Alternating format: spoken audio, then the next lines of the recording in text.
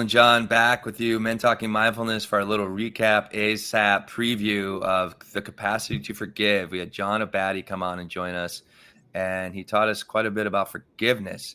And my favorite thing, John, about I think just his presence was incredible.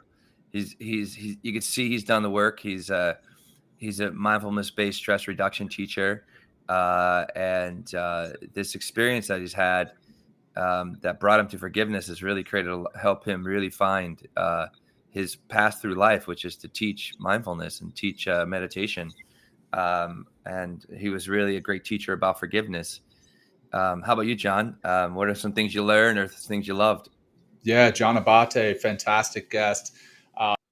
Um, just a fantastic calming presence. And I really loved how he talked about this incident that happened in his life, a traumatic incident, which we get into detail in the episode.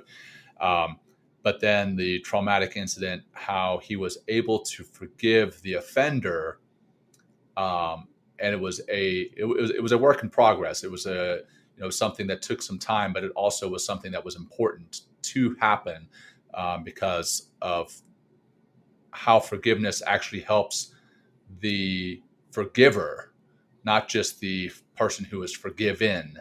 And he gets into that quite a bit in the show. He used a great analogy of the person who is trying to hurt their enemy by holding a hot rock, getting ready to throw. But in the meantime, you're holding that hot rock and you're burning yourself. And that's what it feels like quite often when you're holding a grudge, when you haven't, and then when you do forgive someone, you kind of drop that hot rock.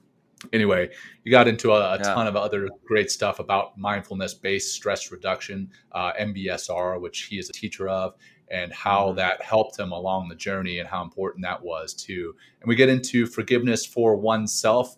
We get into the cancel culture and how forgiveness can help with that. Just a fantastic episode. I really enjoyed him as a guest. So yeah, back over to you, Will. No, I'll just close with, I wanted to bring in this conversation, and we got a chance to do so. Is like, what happens if you don't forgive? What if you continually hold on to that bitterness, that resentment, that wanting, for revenge? I'll just give you a couple there's a bunch of them, but, you are more likely to become depressed and anxious, right? Instead of without forgiveness. Another one is like, which I really hit me in some ways. You bring anger and bitterness to every relationship and new experience by holding on to the past, holding on to that bitterness instead of letting go and forgiving.